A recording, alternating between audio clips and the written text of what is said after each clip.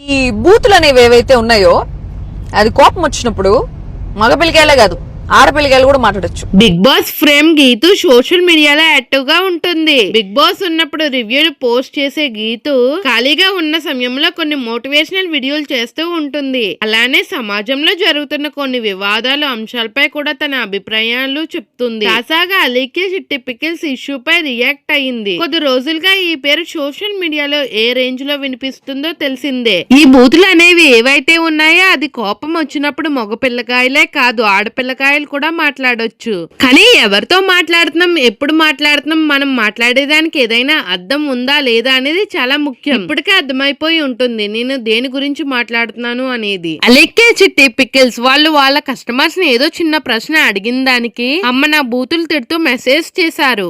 ఆ ఆడియో భయంకరంగా వైరల్ అయిపోయింది. చాలా కాంట్రవర్సీలు ట్రోల్స్ జరిగాయి. అందరూ చూసి హ్యాపీగా ఎంజాయ్ చేసినారు. అంతా అయిపోయింది. ఆ ముగ్గురు ఆడపిల్లకాయలు వచ్చి ముగ్గురు సారీ చెప్పినారు. మేము చేసింది తప్పు అయిపోయింది, క్షమించండి, ఇంకెప్పుడు చెయ్యం అన్నట్టుగా చెప్పారు. తప్పు అనేది అందరూ చేస్తారు. మనిషి స్వభావమే తప్పు చేయడం. ఇక్కడ ట్రోల్స్ చేసేవారు ఎవరు పత్తితులేమీ కాదు. వారందరూ పరవన్నం వండితే తెల్లవారుకు చల్లారకుండా ఉండదు అంటూ డైలాగులు కొట్టింది గీతు. కావున సారీ చెప్పిన తర్వాత వాళ్ళని క్షమించాలి. అయినా సారీ చెప్పిన తర్వాత కూడా వాళ్ళ దగ్గర నుండి ఇంకేం ఆశిస్తున్నారో నాకు అర్థం కాలే. వాళ్ళు ఏమైనా వచ్చి అందరి కాళ్ళు పట్టుకుని అడుక్కోవాలా ఏంది? వాళ్ళు అంత పెద్ద తప్పు అయితే వాళ్ళు ఏమీ చేయలేదు. అయితే కస్టమర్స్ ని వాళ్ళు అలా రూడ్ గా బూతులు తిట్టడం తప్పే. అది నేను కూడా ఒప్పుకుంటా. వాళ్ళే ఒప్పుకున్నారు, నేనేంది ఒప్పుకునేది? ఇప్పుడు ఆ పిల్ల హాస్పిటల్ ఐసీలో ఉందని తెలిసింది. ఈ ట్రోల్స్ అన్ని తనని బాగా ఎఫెక్ట్ చేసి ఉంటాయి. అందరూ మీలా స్ట్రాంగ్ గా ఉండరు. తనకి ఇప్పటికే మైండ్ డిస్టర్బెన్స్ అయిపోయింది.